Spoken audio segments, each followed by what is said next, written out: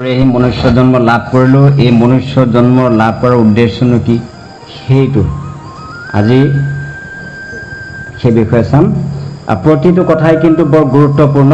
আমি কিন্তু কথাখিনি অলপ বুজিবলৈ চেষ্টা কৰিলেহে তাৰ জ্ঞানটো পাম। 84 লক্ষ যোনি অর্থাৎ 84 লক্ষ প্রাণীকুলে জন্মগ্রহণ করার পরে একটি আত্মা মনুষ্য শরীর লাভ করে। আবার বহু বহু মনুষ্য জন্মের স্বীকৃতিতে জীবাত্মার বৈষ্ণবের জন্ম লাভ করে।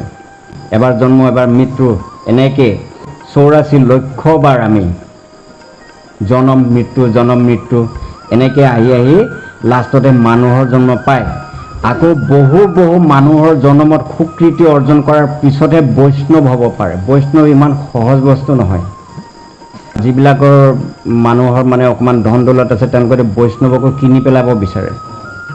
বৈষ্ণৱ কিনা মানুহ ওলায় সময়ত, কিন্তু বৈষ্ণৱ এনেকুৱা বস্তু নহয়, ইমান সহজলভ্য বস্তু নহয়। বহু জন্মৰ স্বীকৃতি অৰ্জন কৰাৰ ফলতহে এজন মানুহ বৈষ্ণৱ হয়। এইটো বৈষ্ণৱ সহজ বস্তু নহয়। এটা আমি চাওঁ। মনুষ্য জন্ম দুৰ্লভ বুলি কৈছে শাস্ত্ৰ ধৰ্মগ্ৰন্থে কারো আছে বিবরণ। শুনহে 84 লক্ষ যোনির কথন। বৃক্ষজনী জন্ম হয় 30 লক্ষ বার। সেই জন্মে কষ্ট ভোগী অশেষ প্রকার। বৃক্ষজনী, বৃক্ষ মানে কি? গছ। গছ গছনিৰ জন্ম আমি ল'ব লাগিব। গছ বুলি ক'বলৈ যাওঁতে গছটো এক প্ৰকাৰ নহয়, 30 লক্ষ। একেবাৰে আহত গছৰ পৰা ধৰি দুবৰি বনলৈকে যিমান গছ বন আছে 30 লাখ শাস্ত্ৰৰ হিচাপত। ৰৌদ্ৰতাপৰ ঝড় বৃষ্টি সদা মাথা পৰে।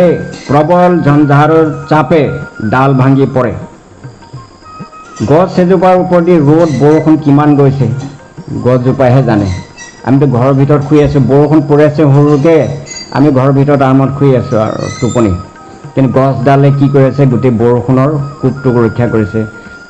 বৰষুণ, শিল বৰষুণ, ধুমুহা বৰষুণ, তাৰ ওপৰত আকৌ কি আছে? দিনৰ ভাগৰ ৰ'দৰ প্ৰখৰ তাপ ইত্যাদি ইত্যাদি গোটেইখিনি কষ্ট সি সহ্য কৰিবলগীয়া হৈছে। বড় বড় গাছ সব পর্বত চূড়ায় সহস্র বৎসর থাকি কত দুঃখ পায়। তারপর জলচর রূপেতে জনম মৎস্য কর্ম কুম্ভীরাদি রকম রকম। 30 লক্ষবাৰ যেতিয়া গছ গছনিৰ পৰা পৰিত্ৰাণ পাব, এইবাৰে জন্ম হ'ব ক'ত? জলচৰ প্ৰাণীত। পানীত থকা যিবিলাক জীৱ, পানীত থাকে কিমান ধৰণৰ জীৱ আছে। মাছ, কাছ, ঘৰিয়াল, জোক, বেং, সাপ ইত্যাদি ইত্যাদি কত ৰকমৰ বিধৰ সাগৰত আৰু কত ৰকমৰ জীৱ আছে যিবিলাক আমি দেখাই নাই, নামেই নাজানো। ঘৰিয়াল চৰিয়াল আদি কৰি বিভিন্ন ধৰণৰ জীৱ তাত থাকে। এই ৰূপে জন্ম হয় 9 লক্ষ বাৰ। যোনি পথৰ জন্ম দুঃখ ঘুচে নাছে আৰ। কিমান যে কষ্ট এইটো সেই জন্ম লোৱা প্ৰাণীটোৱে গম পায়। আজি মাছৰ জন্ম যেতিয়া পাইছে, মাছ ধৰিবলৈ মানুহে জোক লৈয়ে থাকে। কোনোবাই জাল জৰি লৈ বহি আছে, কোনোবাই লাঙি জাল পাতি বহি আছে, কোনোবাই পঁচা লৈ বহি আছে, কোনোবাই জাঠি লৈ বহি আছে। আমি কিন্তু প্ৰত্যেকেই সেই লেট্ৰিনৰ পোক হোৱাৰ যিটো জীৱন, সেইটোকো পাৰ কৰি আহিছে। কিন্তু প্ৰতিজনে, আমিও আজি যিহেতুকে আমি গম পালোঁ শাস্ত্ৰৰ পৰা যে আমি লেট্ৰিনৰ পোক হৈ আমিও সেই জীৱনটো পাৰ কৰি আছোঁ, য'ত লোকৰ বিষ্ঠা খোৱাৰ ওপৰত নিজৰ বিষ্ঠাও আমি খাবলগীয়া হৈছে। আকৌ দুনাই সেই একেটা জীৱন আমি পাবলৈ আশা কৰোঁ নেকি? যদি কাৰোবাৰ আকৌ দুনাই তেনেকুৱা জীৱন এটা পাবলৈ আশা আছে, লেট্ৰিনৰ বিষ্ঠা খাবলৈ যদি আশা আছে, তেতিয়াহ'লে কুকৰ্ম কৰি গ'লে একেবাৰে সহজ পথটো। একোৱেই চিন্তা কৰিব লাগে, একে জেগাত সেইটো পাবই আৰু কথা নাই। কিন্তু যদি ভাবা যায় যে নাই, মই আৰু এনেকুৱা জীৱন আৰু যাতে নহয়, তাৰ কাৰণে মই কিন্তু এতিয়া চেষ্টা কৰিম, তেতিয়াহ'লে কিন্তু আমি এই যিটো আমাৰ ধৰ্মীয় কৰ্ম, যিটো ঈশ্বৰৰ ভক্তি, এইটো কৰিব লাগিব। এইটো নকৰিলে কিন্তু তাৰ পৰা আৰু পৰিত্ৰাণ পোৱা নাযাব। দুনাই কিন্তু যাব লাগিব, তালৈ আকৌ যাব লাগিব। আত্মপর ভেদাভেদ নাহি কোনো জ্ঞান, এক গর্ভে জন্ম নেই অনেক সন্তান আছে। নিজৰ পৰৰ চিনি নাপায়, এটা গৰ্ভতে এসোপা জন্ম হৈছে। কি আছে তেনেকুৱা? যেনে কুকুৰ, মেকুৰী, গাহৰি, এটা গৰ্ভতে এসোপা জন্ম হৈছে নাই? মাছ, এই কেঁকুৰা, সিহঁতৰ নিজৰ পৰৰ কিবা চিনি পোৱা জ্ঞান আছেনে বাৰু? এইটো নিজৰ, এইটো পৰ, এইটো মোৰ ভাই, এইটো ভনী, সেই পৰিচয়তে সিহঁতৰ নাই। চব খালি এটাই জানে, মানে নিজৰ স্বাৰ্থ, খালি খোৱা বোৱাৰ কাৰণে দৰকাৰ হ'লে কাৰোবাক সানি খুচি মাৰি পেলাব, নিজে খাব পাৰিলে হ'ল। সেই তেনেকুৱা জীৱ এটাৰ গৰ্ভত আমি জন্ম ল'বলগীয়া হৈছে। আৰু আজিতো আমাৰ মানুহৰ গৰ্ভত জন্ম পাইছোঁ, গতিকে আমাৰ মানুহৰ জ্ঞান আছে। সেইকাৰণে এইটো মোৰ নিজৰ, ইয়াৰ প্ৰতি মৰম এটা বেলেগ, সেইটো পৰ, তাৰ প্ৰতি মোৰ মৰমটো বেলেগ। নিজৰ পৰৰ এই কথাটো আমি এতিয়া বুজি পোৱা হ'লোঁ, যিটো নেকি মাছে বুজি নাপায়। এনেকুৱা মাছ আছে নিজৰ পোৱালিক নিজে খায়। নিৰ্দিষ্ট আশ্ৰয়হীন যত্ৰ তত্ৰ বাস, নৱলক্ষ জন্মে ভোগে সহস্ৰ বিষাদ। বিষাদ মানে দুখ। 9 লক্ষ বাৰ মানে 9 লাখ প্ৰজাতি আছে মাছৰ। আমি কেইটা মাছৰ প্ৰজাতি, আমি 1000 মাছৰ নামে ক'ব নোৱাৰিম। ইয়াত 9 লাখ মাছৰ কথা কৈ আছে। 9 লাখ প্ৰজাতি আছে। এই 9 লাখৰ ভিতৰত প্ৰতিটোতে মানে জন্ম ল'ব লাগিব। আৰু প্ৰতিটো ক্ষেত্ৰতে তাৰ যিটো সেই কুলৰ যিটো দুখ যন্ত্ৰণা, এইটোকো ভুগিব লাগিব। প্ৰতিটো জীৱৰ মাজত, প্ৰতিটো জীৱৰ কুলৰ মাজত যিবিলাক যন্ত্ৰণা, এইবিলাক ভুগিব লাগিব।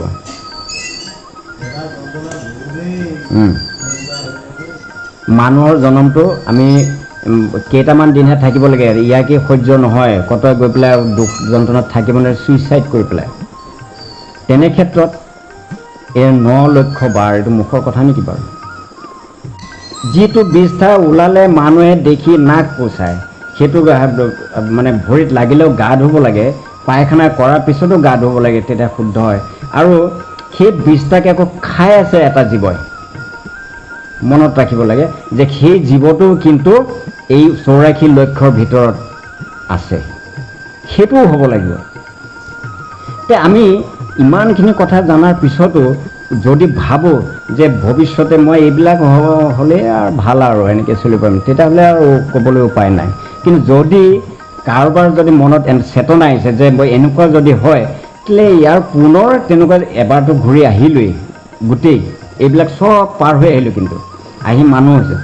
আকৌ যদি সেইটোত যাবলগীয়া হয়, তেতিয়াহ'লে এই যন্ত্ৰণা আৰু ভোগ কৰিবলৈ আৰু ধৈৰ্য নাই। গতিকে মই আৰু যাতে দুনাই এনেকুৱা মানে জীৱনত দুনাই মানে আমি দৰ্শন কৰিব নালাগে, বা এনেকুৱা কষ্ট ভোগ যাতে কৰিব নালাগে, তেনেকুৱা প্ৰাণীত যাতে আমাৰ জন্ম নহয়, আমি ভাল কৰ্ম কৰিব লাগে যাতে আমি উদ্ধাৰ হৈ যাওঁ। এই চেতনাটো অহা উচিত।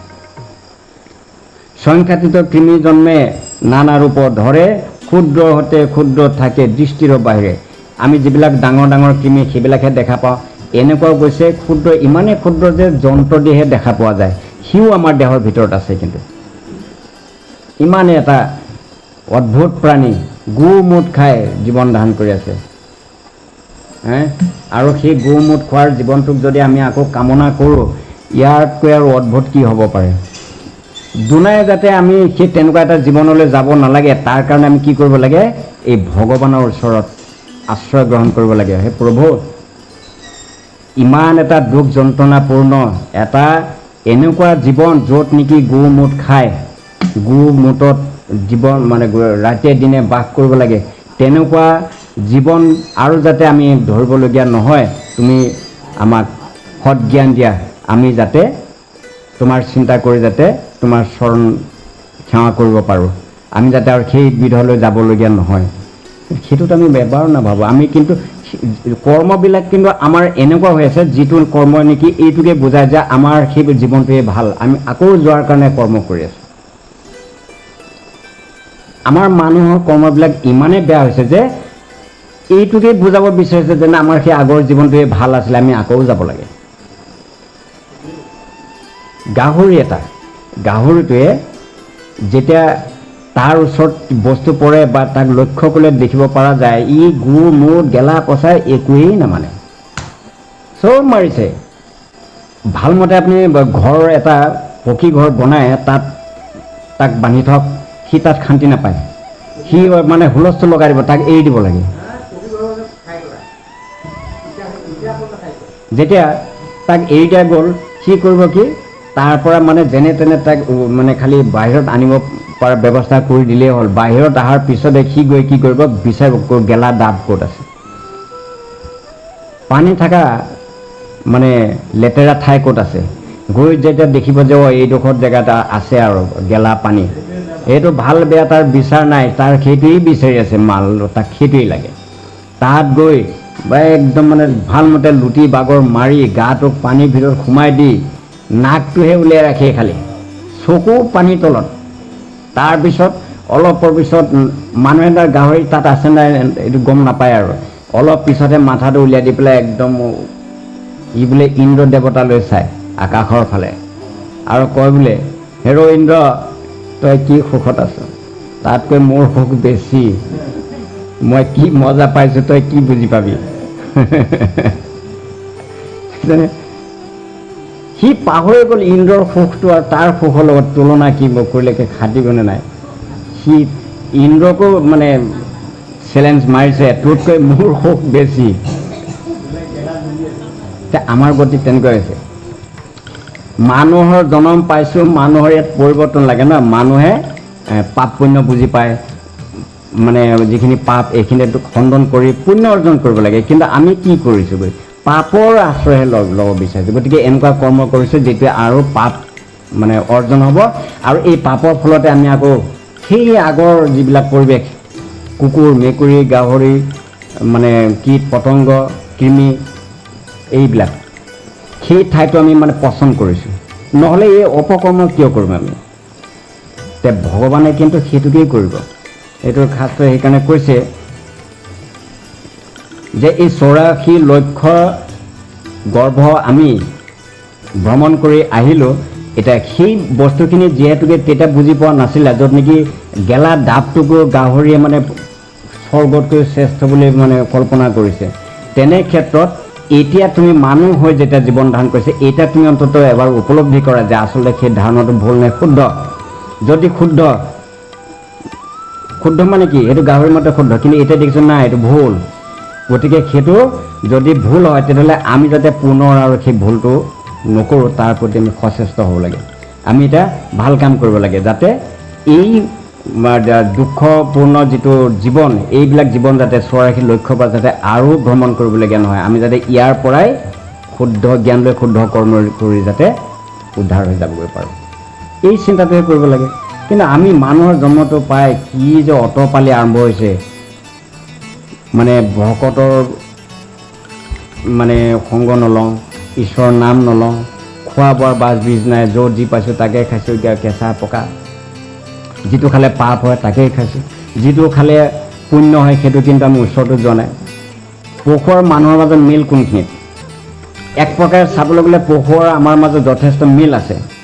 পশুৱেও কি কৰে, যিবিলাক জীৱ জন্তু সিহঁতে কি কৰে, পশুৱে বাচি থাকিবৰ কাৰণে আহাৰ খায়, তা আমিও আহাৰ খাওঁ, 1 নম্বৰ মিল।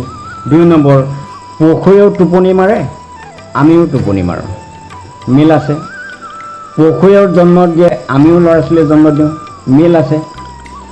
পশুৱেও কিন্তু মৃত্যুলৈ ভয় কৰে, লাখুটি এপাত লৈ থিয় দিলে মানে সি উঠি দৌৰ দিব, তাৰমানে ভয়, কোব খোৱাৰ ভয়, মৰাৰ ভয়। আৰু মানুহেতো ভয় কৰে মৰিবলৈ, নকৰে জানো? এইকেইটা হ'ল মানুহৰ আৰু পশুৰ মাজত মিল। এইকেইটা মিল, ইয়াৰ পৰা দেখা গ'ল যে পশুৰ লগতো আমাৰ সম্পূৰ্ণ মিলেই আছে। তেতিয়াহ'লে শ্ৰেষ্ঠ কেনেকৈ হ'লো? পশু আৰু মানুহৰ মাজতো মিলেই আছে, তেতিয়া শ্ৰেষ্ঠ আকৌ কেনেকৈ হ'ল? তেতিয়া সিহঁততো শ্ৰেষ্ঠ হ'ব লাগিছিল, নাই, সিহঁতৰ এটা অমিলো আছে। সেইটো কি, আমাৰ এটা হিতাহিত জ্ঞান আছে, আমি যে মানুহ, আমি যে ভগৱান চিন্তা কৰিব লাগে, আমি যে ভগৱানৰ মানে তত্ত্ব বুজি পাওঁ, এই বস্তুটো সিহঁতে বুজি নাপায়। ভগৱান কি, ভগৱানক কেনেকৈ ভক্তি কৰিব লাগে, ভক্তি কৰাৰ কাৰণ কি, এই ভক্তিটো কেনেকৈ কৰিব লাগে বা ভক্তি কৰিলে কি হয়, এইটো কেৱল মানুহে জানে, এই পশুৱে কিন্তু বুজি নাপায়। পাৰ্থক্য সেইখিনিতে। নাই, পশুৱে নিৰামিষ খাই কথা কিয় পশুবোৰে চব পশুটো নিৰামিষ নাখায় যিবিলাকে খাপ বেং খায় হৰিণা খায় সেইটোতো নিৰামিষ নহ'ল পশুৰ মাজত আমাৰ অমিল সেইখিনিতেই কোনখিনিত আমি ঈশ্বৰৰ চিন্তা কৰিব পাৰোঁ ঈশ্বৰৰ নাম ল'ব পাৰোঁ কৃষ্ণ বুলি আমি ক'ব পাৰোঁ কিন্তু পশুৱে কিন্তু কৃষ্ণ বুলি ক'ব নোৱাৰে কোনো পশুৱে নোৱাৰে এইটো ক'বলৈ উচ্চাৰণ নহয় সিহঁতৰ আমাতকৈ গৰুৰ জিভাটো ডাঙৰ কুকুৰৰ জিভাটো ডাঙৰ দীঘল মানুহতকৈ দুগুণ তিনিগুণ অথচ সিহঁতৰ সেইটো মুখেদি জিভাহেৰে মানে সেইটো উচ্চাৰণ কৰিব নোৱাৰে যিটো মানুহে পাৰে সেইটোৱে হ'ল পশু আৰু মানুহৰ পাৰ্থক্য কিন্তু মানুহে যদি ইমানখিনি পাৰ্থক্য থকাৰ পিছতো বা বুজা শক্তি থাকিও জ্ঞান থাকিও যদি সেই কৰ্মটো নকৰে পশুৰ দৰে যদি কৰিব বিচাৰে এইটোৱেই হ'ল ভুল ধাৰণাটো আৰু এই ভুল কৰ্মটোৰ কাৰণে মানুহে গৈ আকৌ সেই পশুৰ কুললৈকে এটা দিনত যাবগৈ লাগিব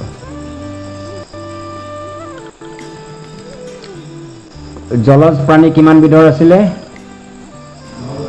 9 লাখ এতিয়া কৈছে পক্ষী জনম চৰাই হ'ল 11 লাখ আমি কেইটা চৰাইৰ নাম জানো 11 লাখ চৰাই আছে বুলি কৈ আছে শাস্ত্ৰই 11 লাখ আৰু এইফালে 9 লাখ কিমান 20 লাখ আৰু এইফালে 30 50 হ'ল তেলে গছ লতিকে আমি কিমানবাৰ জন্ম হৈছিলোঁ 30 লক্ষ বাৰ জলত থকা প্ৰাণী আমি কিমানবাৰ জন্ম লৈছিলোঁ খাপ বেং কুচিয়া শামুক জোক ইত্যাদি ইত্যাদি যিমান আছে আমি 9 লাখ বাৰ জন্ম লৈছোঁ পানীত আৰু কিমান দিন পাৰ কৰিছোঁ এতিয়া আমি এইটো হিচাপ কৰি লোৱাটো সম্ভৱ নহ'ব তাৰপিছত পক্ষী জন্ম কেইবাৰ ল'ব লাগিব এতিয়া 11 লাখ পক্ষী তাৰ ভিতৰত হাঁহ কুকুৰাও আছে বিভিন্ন প্ৰজাতিৰ চৰাই আমাৰ ইয়াত থকা চৰাইখিনি হিচাপ কৰি আমি গোটেইটো শেষ কৰোঁ নে পাহাৰে পৰ্বতে দেশে বিদেশে ঘূৰিব লাগিব তেতিয়াহে মেকআপ হ'ব অথচ 11 লাখ আমি দেখুৱাব নোৱাৰিম কিন্তু শাস্ত্ৰত আছে 11 লাখ প্ৰজাতি আছে এই 11 লাখ হৈ বিভিন্ন ধৰণৰ কি কৰিব লাগিব দুখ কষ্ট ভুগিব লাগিব আজি মানুহৰ এটা কিবা এটা অসুবিধা হ'লে কি কৰে সেই বিপদটোৰ পৰা বাচিবৰ কাৰণে এটা উপায় উলিয়ায় যেনে বেমাৰ পৰিছে লগে লগে তাক মানে কি কৰা হ'ব হস্পিটেলত লৈ যোৱা হ'ব ডক্টৰে চাই কৰি ঔষধ পাতি দিলে ৰেষ্ট ল'বলৈ দিলে ঔষধ খাবলৈ দিলে বাছ তেনেকৈ খাই কৰি আৰাম পাই গ'লোঁ আৰু এনেকুৱা বেমাৰ আছে যিটো হয়তো বোলে নাই এইটো অপাৰেশ্যন কৰিব লাগিব কিবা কৰিব লাগিব সেইমতেই হ'ল বনত থকা বাঘ সিংহৰ যেতিয়া এটা বেমাৰ হ'ল এইটো কোনে চিকিৎসা কৰিব সিহঁতৰতো আৰু এইবিলাক ব্যৱস্থা নাই সেই তেনেকেই বেমাৰ আজাৰ লৈয়ে সি খোৱাৰ মানে খানাৰ সন্ধানত ঘূৰি ফুৰিছে য'তেই পাব যি তাকেই খাব দুখ যন্ত্ৰণা ভুগি এইবিলাক জীৱন পাৰ কৰিব লাগিব ৰ'দ বৃষ্টি ঝড় বজ্ৰ সতত ছাটাই ঘৰ নাই বাৰী নাই গাছেৰো বাসায় এটা চাওক এটা চৰাই বাহা বনালে গছৰ ফেৰেঙনিত তাত ওপৰত টিং দিছিলে হয় ওপৰত টিং দি ফেৰেঙনিত বাহা বনাইছিলে টিং দেনে জানো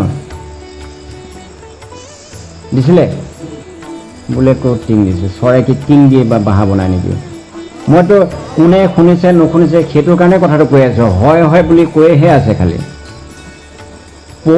চৰাই গছৰ ফেৰেঙনিত যেতিয়া বাহা বনায় তাত টিং দি বনায় নেকি এতিয়া কিয় হয় বুলি কৈ আছে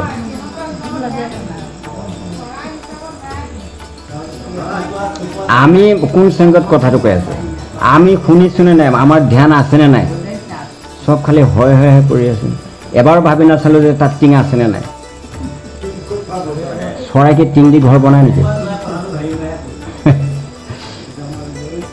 সিহঁতে উদঙে মুদঙে খালি এনেকৈ বাতি এটা নিচিনা বনাব তাতে কণী পাৰি পোৱালি জগাব মাকে ওৰপাতৰ পৰা খানা আনি দিব কোনোবা এটা চৰাই অকণমান কিবা এটা কৰি আৰু খুলুঙৰ নিচিনা বনাই লৈছে বা গছৰ ধুন্দত হেৰি কৰিছে সেইটো কথাও বেলেগ কিন্তু এনেকুৱাও চৰাই আছে যেনে বৰটোকোলা শগুন চিলনি ইহঁতেতো চিধা চিধি বনায় বতাহ যেতিয়া আহিব এতিয়া কণীয়ে হওক পোৱালিয়ে হওক তাৰ অৱস্থা কি হ'ব বাৰু লৈ গ'ল আচ্ছা কণী বা পোৱালি যেতিয়া নেকি বতাহে উৰাই মানে বাঁহৰ পৰা নি পেলাই তলত পেলাব সেই পোৱালিটো আৰু তাতে শেষ হ'ব কণী হ'লেও ভাঙিব পোৱালি হ'লেও থেকেচা খাই মৰিব তেতিয়া মাকজনীৰ অন্তৰত কিমান দুখ হ'ব এতিয়া সেইটো মানুহে ভুগিছে জানো নাই নহয় যে চৰাইৰ জীৱনত কিমান দুখ। তাৰ উপৰিও আকৌ দেখা গ'ল গছৰ ওপৰত চৰাই মানে তেনেকৈ বাঁহ বনাই পোৱালি তুলিছে, ইতিমধ্যে মেকুৰীয়ে গৈ গৈ গৈ গৈ তাত আৱিষ্কাৰ কৰিলেগৈ। সি আৰু পোৱালিকেইটাক ধৰি লৈ ডিঙিত ধৰি ওলমাই লৈ তলত নামিব, আহি তলতহে খাই দিব। সি এনেকৈ কৰি কৰি গোটেই পোৱালিয়ে খাই শেষ কৰিব। হা, তো এনেকুৱা দুখ যন্ত্ৰণাপূৰ্ণ যিবিলাক নিজৰ পোৱালিক মানে আনি নি পেলাই খাব, তাকো সহ্য কৰিব লাগিব এতিয়া। ঠিক এনেধৰণৰ আৰু কত ৰকমৰ উদাহৰণ আছে যিবিলাক নেকি এতিয়া সেই সময়ত যদি আজি ধুমুহা বৰষুণ আহিল বা শিল বৰষুণ পৰিলে, এতিয়া কি হ'ব গতিটো? শিল বৰষুণ পৰিলে গোটেই শিল পৰি পেলাই কণী হওক পোৱালিয়ে হওক বৰবাদ হৈ নাযাব জানো? নষ্ট হৈ যাবগৈ। অথচ তাৰ জীৱনটো কিন্তু তেনেকেই মানে সি কি কৰি আছে, পৰিৱেশৰ লগত যুঁজ কৰি কৰি তেনেকেই কিন্তু পোৱালি জন্ম দি আছে। এবাৰ মৰি গৈছে, আকৌ জন্ম দিছে, এইটোৱে হৈ আছে। কিন্তু মানুহেতো সেইটো ভুগিবলগীয়া হোৱা নাই। অথচ মানুহে এইটো বুজি নাপায় যে এই চৰাইটোৰ ক্ষেত্ৰত বা এই প্ৰাণীটোৰ ক্ষেত্ৰত যিটো কষ্ট, এই কষ্টটো কিন্তু আমিও এদিন ভুগি আহিছিলোঁ। আৰু যদি ভাল কৰ্ম নকৰোঁ পুনৰ কিন্তু সেই অৱস্থালৈ যাব লাগিব। আমি কিন্তু সেইটোকেই কামনা কৰাৰ নিচিনা হয়, কাৰণ আমি এইটো দেখিওতো ভাল কৰ্ম কৰা নাই, সদায় বেয়া কৰ্মটোতে ব্যস্ত। ভাল কৰ্ম কোনোদিনে কৰা নাই, ঈশ্বৰৰ নাম নলওঁৱে আকৌ। গতিকে পুনৰ যাব লাগিব সেই তেনেধৰণৰ নিজৰ পোৱালিক মানে ওচৰতে ধ্বংস হোৱা দেখিও আমি কিন্তু একো প্ৰতিবাদ কৰিব নোৱাৰিম, একো সহায় কৰিব নোৱাৰিম, নিজকো বচাব নোৱাৰিম। সেনেকুৱাতে জীৱৰ মাজত পুনৰ যাব লাগিব যদি আমি ভাল কৰ্ম নকৰোঁ। কীটাদি পতংগ সব আহৰণ কৰে, কুশৰূপে অতি কষ্টে এ জীৱন ধৰে।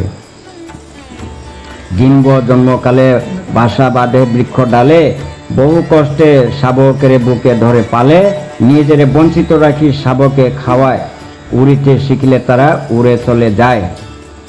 আজি আমি ল'ৰা ছোৱালী জন্ম দিছোঁ, সিহঁতৰ ওপৰত আশা আছে সিহঁত ডাঙৰ হ'ব, কৰিব ধৰিব পৰা হ'ব, বেপাৰ কৰিব, চাকৰি কৰিব, আৰু সিহঁতে সুনাম কঢ়িয়াব। আমি সিহঁতৰ সুনামৰ লগত আমিও মানে আনন্দ কৰিম।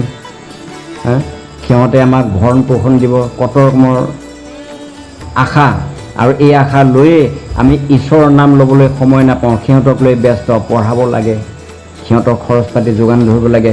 দিনে ৰাতিয়ে খালি আমি টকা টকা টকা টকা খালি টকাৰ পিছত দৌৰি আছোঁ। সিহঁতক মানুহ কৰিব লাগিব, পিছত আমাক খুৱাওক নোখোৱাওক কিবা এটাতো কৰিবই। কিন্তু ঘটনা হৈছে কি, আমি সেই ধান্দাতে নিজে ইমানেই ব্যস্ত হৈ পৰিলোঁ যে টকা পইচাৰ পিছত, ল'ৰা ছোৱালীৰ পিছত লাগি লাগি আমি ঈশ্বৰকে পাহৰি গ'লোগৈ।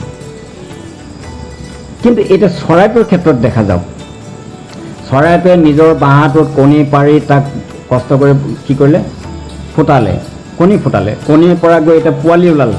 পোৱালিকো মানে নিজে নাখায়, পথাৰত যাব ফৰিং চৰিং এটা পাব, সি নিজে নাখায় কৰে কি ঠোঁটত লৈ আহে, আনি বাঁহটোত পৰাৰ লগে লগে পোৱালিয়ে মুখ মেলিব, মুখত ডাইৰেক্ট সোমাই দিয়ে আৰু সি গিলি থয়। নিজে নাখায় পোৱালিক খুৱাইছে, কিন্তু সেই পোৱালি যেতিয়া উৰিব পৰা হ'ল, মাক বাপেকক এৰি থৈ সি গুচি গ'ল, তাৰ নিজৰ চিন্তা নিজে। তাক বাৰু এই যে নিজে নাখায় যে পোৱালিক খোৱালে, এতিয়া পোৱালিয়ে তাৰ বাৰু কিবা কৰ্ম কৰি দিব পাৰিছেনে?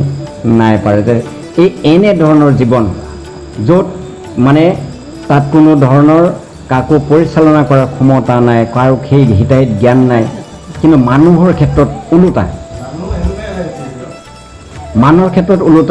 মানুহে কিন্তু এই সমস্তখিনি কৰিব পাৰে। কিন্তু আমি পাৰাটোৱে যেতিয়া নোৱাৰা হৈ যাওঁ, তেতিয়াই হ'ব পশুৰ কৰ্ম।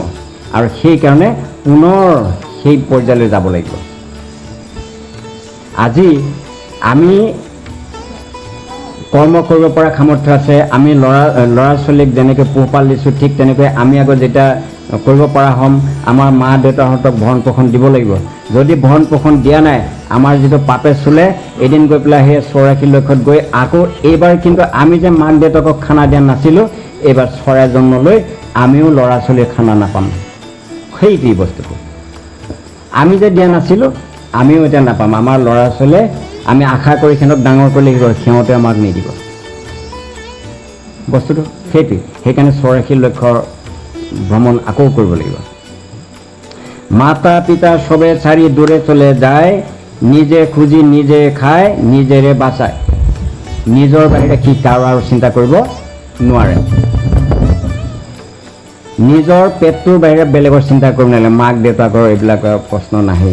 তেতিয়াহ'লে সেই চৰাইৰ আচৰণ বা মেকুৰী বা কুকুৰৰ আচৰণ, গৰুৰ আচৰণ, আমাৰ আচৰণ একেটাই হ'বনে নহ'ব? পশু কৰ্ম কৰিলে নেক্সট বাৰ কিন্তু আকৌ পশু হৈ জন্ম ল'ব লাগিব। সেইটো কাৰণে আমাৰ এই জ্ঞানটো লৈ আমি কিন্তু আমাৰ সংসাৰৰ এই জ্ঞানটো, এই যিটো কৰ্মটো কিন্তু সঠিকভাৱে কৰিব লাগে। আমি মাক দেউতাকক অৱহেলা কৰিব নালাগে। আমাক যেনেকৈ তেওঁলোকে দুখ কষ্ট কৰি পেলাই মানে ভৰণ পোষণ দি ডাঙৰ দীঘল কৰিছে, মানুহ হোৱাৰ কাৰণে উঠি পৰি লাগিছে, গাৰ তেজ পানী কৰি নিজৰ সুখ বিসৰ্জন দি আমাৰ সুখৰ কাৰণে তেওঁলোকে চিন্তা কৰিলে। সেই মাক দেউতাকৰ চিন্তা যদি আমি নকৰোঁ, তেতিয়াহ'লে অন্তিম কালত কিন্তু আমি এই কালত ল'ৰা ছোৱালীৰ পৰা যিটো যে মানে যাতনা পাম সেইটোতো বাদেই, পৰকালতো আকৌ সেই চৰাই চিৰিকটি হৈ পোৱালিৰ মানে হেৰি যিটো আপডাল সেইটো নাপাম। কাৰণ গৰু পোৱালীয়ে গৰুক কোনোদিনো সেইটো আপডাল নধৰে, চৰাই পোৱালীয়ে চৰাইক আপডাল নধৰে। বুঢ়া বয়সত মাক বাপেকক সিহঁতে ভৰণ পোষণ দিয়ে নেকি? নাই। আপুনি নিজৰ পেটক লৈ আপুনি মজি থাকিব, এই চৰাই মানে আচল মাক বাপেক যি সিহঁতে নোখোৱাকৈ হয়তো পৰি আছে, মানে তাক চোৱাৰ মানে জ্ঞান নাই আৰু কাৰো। গতিকে এই আমি যে পশুৰ নিচিনা কৰ্ম যে কৰিলোঁ, অবুজ কৰ্ম, সেইকাৰণে আমাৰ সেই জন্মটো হ'ব, সেইটো আমি ভুগিব লাগিব। বাঘ ও শকুনি ৰূপে যদি জন্ম হয়, দীৰ্ঘকাল বেঁচে থাকি বহু দুঃখ পায়। একাদশ লক্ষ যোনি ভ্ৰমি যুগে যুগে পশুৰূপে কাটে জন্ম, মহা দুঃখ ভোগে। এইবাৰ আহিব পশুৰ কুলত। কেইটা কি গ'ল? প্ৰথম গ'ল কি? বৃক্ষ কুল, তাৰপিছত গ'ল জলচৰ পানীৰ কুল, তাৰপিছত গ'ল চৰাইৰ কুল। এইবাৰ জন্ম এই গোটেইখিনি এতিয়া 50 লক্ষ গ'ল কিন্তু ইতিমধ্যে। এইবাৰ আহিব কিহত? এইবাৰ পশু, এইবাৰ এই 4 পশুত আহিব। দেখিছে জন্ম এইবিলাক কিমান কষ্ট আমি ভোগ কৰিবলগীয়া হৈছে। পশুজনীৰ জন্ম তাৰ 20 লক্ষ বাৰ, 20 লক্ষ, 20 লাখ প্ৰজাতি আছে পশুৰ, সেই জন্মটো হ'ব লাগিব। পশুজনীৰ জন্ম তাৰ 20 লক্ষ বাৰ, বহু কষ্ট ভুঞ্জে সে যে অবনী মাঝার। হিংস্র পশু বনে বনে প্রাণী হিংসা করে, লোকালয়ে পোষা পশু তৃণা দিয়ে আহারে। পশু হৈ কেতিয়াবা আমি কি কৰিছোঁ, যিবিলাক তৃণভোজী অৰ্থাৎ মানে ঘাঁহ বন খোৱা প্ৰাণী, সিহঁতে ঘাঁহ বন খাই বাচিলে। কিন্তু বিভিন্ন ধৰণৰ প্ৰকৃতিৰ ওপৰত যিবিলাক চলা, প্ৰকৃতিৰ দ্বাৰা যিবিলাক পোৱা কষ্ট, বতাহ বৰষুণ ৰ'দ এইবিলাকৰ যিটো মানে জ্বালা, জোক পোক এইবিলাক আছেই। আচ্ছা, আমি দিনৰ দিনটো পৰিশ্ৰম কৰিলোঁ, সন্ধিয়া পৰত আহি মানে যাৰ যেনেকৈ যোগাৰ হ'ল খালোঁ, খাই লৈ কি কৰিলোঁ, আঁঠুৱা তৰি পেলাই শুলোঁ, আকৌ ফেনটোও লগাই লৈছোঁ লগতে। বিল দিব লাগে দিম আৰু, কিন্তু ফেনটো লগাই লৈছোঁ কিয়? নহ'লে টোপনি নাহিব, গৰম। কিন্তু গৰুটোৱে ছাগলীটোৱে সিহঁতে পাইছে নাই সুবিধাটো? সিহঁতকচোন লগোৱা দিনৰ দিনটো সিহঁতে ভালমতে খাবও পোৱা নাই কিজানি। দিনৰ এৰাল দি ৰাতিপুৱা দি থৈ আহিলে, যাব লাগিছিলে 10টা 11টামান বজাত এবাৰ লৰাই দিব লাগিছিলে খুটি, সময় নাই, ইমানে ব্যস্ত। গৈ লৰালে গৈ একে 2টা বজাত, তাৰপিছত 2টা বজাত যি লৰা হ'ল একেবাৰে সন্ধিয়া লৈছে, 2বাৰ এৰাল দিছে মাত্ৰ, তাৰ পেটেই ভৰা নাই। এতিয়া তাক আনি সন্ধিয়া পৰত পানী দিলেও দিছে, নিদিলেও নাই। যদিও পিয়াহ লাগিছে, সি কিন্তু খুজিব আৰু উপায় নাই, সিটো খুজিব পৰা নাই পানী দে বুলি। মেহে মাহা কৰিছে যদি আকৌ ধমকি দিছে, তাই কিয় হুলস্থুল কৰি থাক, তেনেকৈ ধমকিহে দিছে। পানীও যদি বিচাৰিছিলে বুজি নাপালোঁ। তাৰপিছত ৰাতি, এতিয়া ৰাতি যেতিয়া গোহালি ঘৰত বান্ধি থোৱা হ'ল, চাৰিওফালে মহে একেবাৰে। গৰুৰ গোহালিত যদি আমি গৈ পেলাই টৰ্চ মাৰি চাওঁ, তেতিয়া বুজিব পাৰিম যে মহ কাক কয়। শয়ে মহ, গোটেই পেট ৰঙা ৰঙা হৈ আছে। এবাৰতো আমি গৰুক আঁঠুৱাৰ ব্যৱস্থা কৰা নাছিলোঁ। মই আকৌ কি কৰিলোঁ, নিজে শুবৰ কাৰণে আঁঠুৱা ল'লোঁ, আকৌ ফেনো লগাইছোঁহে, আৰাম। তেতিয়াহ'লে আমাৰ আৰাম আৰু সিহঁতৰ মাজত পাৰ্থক্য আছে কি না? গতিকে সেই যে দুখ যন্ত্ৰণাখিনি, এইখিনি সিহঁতেহে বুজি পাইছে যে এই দুখ যন্ত্ৰণাটো কেনেকুৱা। আমি এতিয়া উপলব্ধি কৰিব লাগে যে এই জন্মটো আমিও এটা সময়ত পাইছিলোঁ, যাৰ কাৰণে আমি এনেকুৱা যন্ত্ৰণা ভুগি কৰিহে আজি মানুহৰ জন্ম পাইছোঁ। গতিকে দুনাই যাতে সেনেকুৱা জন্ম আৰু পাবলগীয়া নহয়, আমি সেইটো কৰ্ম নকৰা উচিত। কিন্তু আমি আকৌ সেইটো জন্ম পোৱাৰ আশাতে আকৌ একো কৰ্মত নামিছোঁহে। এনেকুৱা কৰ্ম কৰিছোঁ যিটো কৰিলে উদ্ধাৰ নহ'ব, আকৌ 84 লক্ষত যাব লাগিব, আকৌ ভুগিব লাগিব সেই কষ্ট। পৰশুজনিগত জন্ম দুখেৰো কাৰণ, হাল চচা গাড়ী টানা পৰাৰ্থে মৰণ। গৰুৱে যে গাড়ী টানিছে, হাল টানিছে, কুঁহিয়াৰ পেৰিছে, মৈ টানিছে আৰু কত কি কৰ্ম কৰিছে, তাৰ লাভ কি হৈছে বাৰু? তাৰ লাভ হৈছেনে বাৰু? তাৰ একোৱেই লাভ নাই, পৰৰ কাৰণেহে কৰি আছে এইবিলাক। অথচ আমি এতিয়া কিন্তু নিজৰ কাৰণে চব কৰি আছোঁ। আমি পৰৰ চিন্তা কৰিবই নোৱাৰোঁ, চব নিজৰ কাৰণে। কিন্তু সেই জনমটো পালে পৰৰ কাৰণে কৰি কৰি যাব লাগিব। তথাপিও নাম নাই আৰু ওলোটাকে দুকুপ দিবহে। গাড়ী টানিবলৈ দিয়া হৈছে, গাড়ী বেচে যিমান পাৰে বল খটুৱাই টানিছে, কিন্তু টানিব নোৱাৰা হৈছে। তেতিয়া কৰিব কি? পিঠিত কোব, ঝাপ ঝুপ কোবাব, তেহে বল দিব। মৈ টানিব নোৱাৰে। মৈখন পানীত খোজকাঢ়ি যাওঁতেই কিমান কষ্ট, কিমান ৰাতিপুৱাৰ পৰা পাকে পাকে ঘূৰি আছে আঁতৰ অনুযায়ী। এই ঘূৰোতে ঘূৰোতে তাৰ বিষ বেদনাই ভৰি দুখে ভাগৰে এনেই অচল হৈ পৰিছে। আকৌ এবাৰ কৰিলে মৈ লগাই দিছে তাক। মৈডাল বান্ধি দি পেলাই তাক আকৌ কৰিছে কি? মানুহ ওপৰত উঠি লৈছে। এনেই শক্তি নাই, এইবাৰ আকৌ মানুহ উঠি লগাই দিছে টান। যদি টানিব পৰা নাই, তাক আকৌ কৰিছে কি? কোবাইছে। ঢাপ ধূপ কোব। কোবটো আৰু গৰু কোব কাক কয় জানে যে? তে কোবাই কৰি সি ৰাতিপুৱাৰ পৰা এতিয়া 10টা বাজি গৈছে, অথচ মানে এমুঠি মানে ঘাঁহ পোৱা নাই, পানী এটোপা খোৱা নাই, ঘাঁহ একোচা খোৱা নাই, যাৰ ফলত ভোকে পেয়াহে মই টানিবইলগীয়া হৈছে। নাটানিলেও কোব দিব। তেতিয়াহ'লে আমি কি এনেকুৱা জীৱনত আকৌ বিচাৰোঁ নেকি যে মোৰ এনেকুৱা হ'লে ময়ো এনেকুৱা কষ্ট কৰিব পাৰিম? সেইটো আশা কৰোঁ নেকি আমি? যদি কৰোঁ তেতিয়াহ'লে কুকৰ্ম কৰি থাকিলেই হ'ল, অসুবিধা নাই। যদি বোলে নাই এইটো জীৱন আৰু মোক নালাগে, তেতিয়াহ'লে কিন্তু ভাল কৰ্ম কৰিব লাগিব, ঈশ্বৰৰ কৰ্ম কৰিব লাগিব, নহ'লে কিন্তু বিপদ আছে। একেবাৰে লাষ্টত আহি জন্ম হ'ব গৰু। তাৰ ইতিমধ্যে গোটেই জন্ম ভোগী শেষ। এতিয়া লাষ্টত গৰুৰ জন্মটো পাইছে। এই জন্মটো পোৱাৰ পিছত তেওঁ এতিয়া আহি কি কৰিব পাৰিব? মানুহৰ জন্ম পাব। তাৰমানে লাষ্টত গৰু, এইটোৱে লাষ্ট। তাৰমানে ইতিমধ্যে উত্তীৰ্ণ হৈ গ'ল। এতিয়া দুখ কষ্টৰ পৰা সাৰি এতিয়া অলপ উন্নতলৈ আহিব। এতিয়া কষ্ট লাঘৱ হ'ব। যেনে গৰুৰ জন্ম যেতিয়া লৈছিলে, তেতিয়া নোখোৱা নোবোৱাকৈ হেৰি কৰিছিলে, কি কৰিছিলে? হাল টানিছিলে, মৈ টানিছিলে। তাৰপিছত নোখোৱা নোবোৱাকৈ বেলি দুপৰলৈকে মানে কি কৰিছিলে? কষ্ট ভোগ কৰিছিলে। সময়ত মানে পানীও এটোপা পোৱা নাছিলে। এতিয়া কিন্তু মানুহ জন্ম পোৱাৰ পিছত মহেও নাখায়, দাহেও নাখায়, এটা আৰাম আহিছে। হয়তো কোনোবাই এমুঠি মানে মাছ মাংসৰে খাইছে, কোনোবাই ঘিৰে খাইছে, কোনোবাই নিমখেৰে খাইছে, জলকীয়াৰে খাইছে, সেইটো কথা বেলেগ। কিন্তু তুলনামূলকভাৱে আগৰ জন্মতকৈ এইটো কিন্তু উন্নত জন্ম। গুৰুজনিতে জন্ম হয়, পশুৰ জন্ম শেষ, তাৰপৰে কৰে নৰ যোনিতে প্ৰৱেশ। মানুহৰ কুলত প্ৰথমতে জন্ম হ'ব ক'ত? যিবিলাক নেকি মানে অসভ্য মানুহ,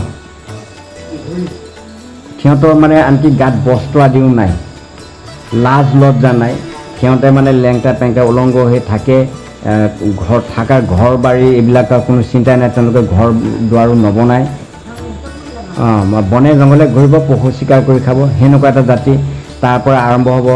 তাৰপিছত কত ৰকমৰ জাতি আছে, কোনোবাই মানে চিকাৰ কৰি খায়, কোনোবাই ঘৰ বনাই গাঁও বনাই থাকে, গাঁও পাতি থাকে, এনেকুৱা ধৰণৰ বিভিন্ন প্ৰজাতি আছে মানুহৰ।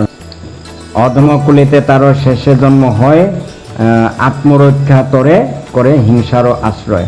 তাৰপিছত আকৌ অৱশেষত অধম কুল যিমান আছে, মুঠতে অধম যিবিলাক কুল, সেই কুলত তাৰ মানে জন্মবিলাক হৈ আহি থাকিব। অকৰ্ম কুকৰ্ম কৰে অভক্ষ ভক্ষয়, তাৰপৰা শূদ্ৰ কুলে পুনৰ্জন্ম হয়। অকৰ্ম কুকৰ্ম কৰা কিছুমান অসভ্য জাতি কুল আছে, সেইবিলাকতো জন্ম হ'ব। মুঠতে 4 লক্ষ বাৰ জন্ম হয় মানুহৰ কুলত। এইবিলাক কৰি আহি লাষ্টত ক্ষুদ্ৰ কুলত জন্ম হ'ব। এই মানুহৰ মানে 4 লক্ষৰ ভিতৰত এটা মানে গোটেইখিনি ভুগি আহি লাষ্টত এটা ক্ষুদ্ৰ কুলত জন্ম হ'ব। ক্ষুদ্ৰ কুলৰ পৰাহে এতিয়া মানে লাহে লাহে ওপৰলৈ গৈ থাকিব উন্নত পৰ্যায়লৈ। বহু কষ্ট, বহু দুঃখ, বহু গ্লানি পৰে ভাগ্যবশে বিৱৰ্তিত উন্নত স্তৰে। তাৰপিছত উন্নত পৰ্যায়লৈ ভাগ্যৰ বলতহে বোলে এইবাৰ ক্ষুদ্ৰ কুলত আৰু ইয়াৰ পিছত বৈশ্য কুলত, তাৰপিছত ক্ষত্ৰিয় কুলত, সেইটো নহয়। সি চেষ্টা কৰিব লাগিব, কৰ্মৰ গুণতহে সি ওপৰলৈ গৈ থাকিব পাৰিব, নহ'লে আকৌ তললৈ যাবগৈ পাৰে। ক্ৰমশ উন্নত স্তৰে জন্ম তাহাৰ কৰ্মবৰ্ষে বৈশ্য জন্ম লভে পুনৰবাৰ। সেয়া ক্ষুদ্ৰৰ পৰা এইবাৰ যে ক্ষুদ্ৰ কৰ্ম যদি ভালমতে মানে সি উন্নত কৰ্ম কৰে তেতিয়া এইবাৰ বৈশ্য কুলত জন্ম হ'ব। ক্ৰমান্বয়ে বিৱৰ্তনে জন্ম ক্ষত্ৰিয় কুলে ক্ৰমশ উন্নত হয় সৌৰ্য বীৰ্য বলে। আৰু তাৰপিছতো যদি বৈশ্য কুলত যদি ভাল কৰ্ম কৰিলে তেতিয়াহ'লে এইবাৰ ক্ষত্ৰিয় কুলত আহিব। ক্ৰমান্বয়ে জ্ঞান বুদ্ধি বিদ্যা লাভ হয় ব্ৰাহ্মণ ক্ষত্ৰিয় বৈশ্য শূদ্ৰ নামৰ হয়। তাৰপিছত যেতিয়া নেকি ক্ষত্ৰিয় কুলত আহি আকৌ ভাল কৰ্ম কৰিব, এইবাৰ তেওঁ ব্ৰাহ্মণ কুললৈ যাব। উন্নতি হইতে আৰু উন্নতি তাহাৰ সমাজ বন্ধনে সবে থাকে অনিবাৰ। জ্ঞান বিদ্যা বুদ্ধি তাৰ কৰ্মেতে প্ৰকাশে ধৰা ধামে যশ কীৰ্তি লভে অনায়াসে। তেওঁ কৰা যিবিলাক মানে ভাল কাম, মান সন্মানবিলাক তেওঁৰ কামৰ মাজেদি কি হয় প্ৰকাশ পায়। মানে তেওঁৰ কৰ্মৰাজিৰ পৰাই মানুহে গম পায় যে এইজন মানুহ কিমান চৰিত্ৰৱান, কি গুণৰ অধিকাৰী, সেইটো মানুহে তাৰ কৰ্মৰ পৰাই গম পায় আৰু সেইমতে তাক মান দিবলৈ মানুহে নিজে বাধ্য হৈ পৰে। আজি এজন মানুহে যদি লোকৰ বেয়া কাম কৰে তাক কি সন্মান কৰিব নে মাৰ ধৰ কৰিব? চুৰ কৰিলে এজনে চোৰক ধৰি পেলাই সন্মান কৰিব নে মাৰ ধৰ কৰিব? পোনপ্ৰথমতে মাৰ ধৰ, তাৰপিছত পুলিচ।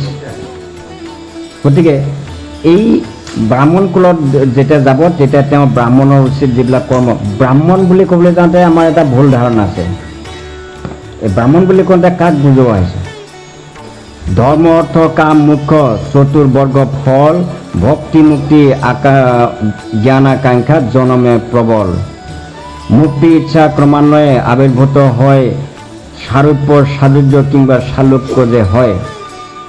এতিয়া ব্যাখ্যা নকৰিলেও নহয়, কৰিলেও মানে অসুবিধা, আৰু নকৰিলেও নহয়। এইবিলাক নকৰিলে বুজি পাম কেনেকৈ? এই যে এটা কথা ক'ল যে মুক্তি ইচ্ছা ক্ৰমান্বয়ে আবিৰ্ভূত হয় সাৰূপ্য সাযুজ্য কিংবা শালুক্য যে হয়।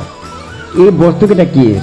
সাৰূপ্য মানে কি, সাযুজ্য মানে কি, শালুক্য মানে কি, এইকেইটাতো বুজি পাব লাগিব। যদি বুজি নাপাওঁ তেতিয়াহ'লে এইটো মই এনেকৈ মাতি ধৰিবলৈ কিডাল হ'ব?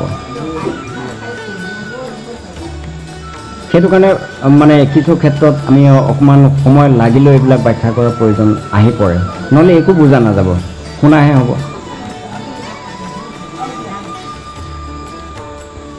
যেতিয়া ব্ৰাহ্মণ কুলত জন্ম হ'ব তেওঁ ব্ৰাহ্মণোচিত যিবিলাক আচাৰ নীতি, বামুণৰ ঘৰত জন্ম লৈ এজনে জুৱা খেলে মদ খায়, কিন্তু ব্ৰাহ্মণৰ ঘৰত যোনে জন্ম লৈছে সেইবিলাক কেতিয়াও নকৰে। গতিকে বামুণ আৰু ব্ৰাহ্মণৰ পাৰ্থক্য আছে। আমাৰ মানুহে বামুণ আৰু ব্ৰাহ্মণৰ পাৰ্থক্য বিচাৰিয়ে নাপায়, এটাই বুলি ভাবে। গতিকে সেই বামুণকে মানে পূৰা ব্ৰাহ্মণৰ সন্মান।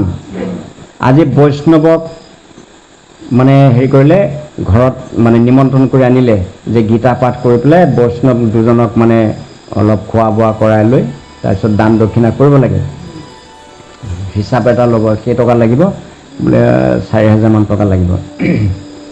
4,000 টকা যদি লাগে এইটোতো এতিয়া অসুবিধা আছে, নহ'ব, এইটো আৰু 2 মাহ ৰ'ব লাগিব দেই। 2 মাহ পিছত আকৌ চিন্তা কৰিলে যে 2 মাহ এতিয়া 4,000 টকা যাব, আৰুতো আনুষংগিক খৰচা কৰি 5,000 মান যাব, কিন্তু এতিয়া কি কৰা যাব? এতিয়া 5,000 টকা হেৰি বৈষ্ণৱক সোধপোছ কৰোঁতে 5,000 টকা লাগিব, আহি গ'ল প্ৰশ্ন। যিবিলাক ব্ৰাহ্মণ তেওঁলোকৰ সদায় কি থাকিব? ঈশ্বৰৰ কৰ্মৰ লগত জড়িত। তেওঁলোকে সদায় ঈশ্বৰৰ বাহিৰে তেওঁলোকে একো ভজনা নকৰে, দেৱতাৰ ভজনাও আনকি তেওঁলোকে নকৰে, ঈশ্বৰৰ ভজনাহে কৰে। এক ঈশ্বৰতে তেওঁলোক ৰত হয়।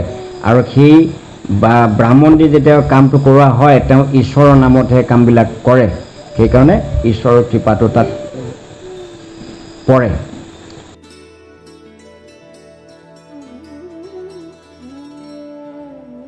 ব্ৰতত কেইদিন থাকে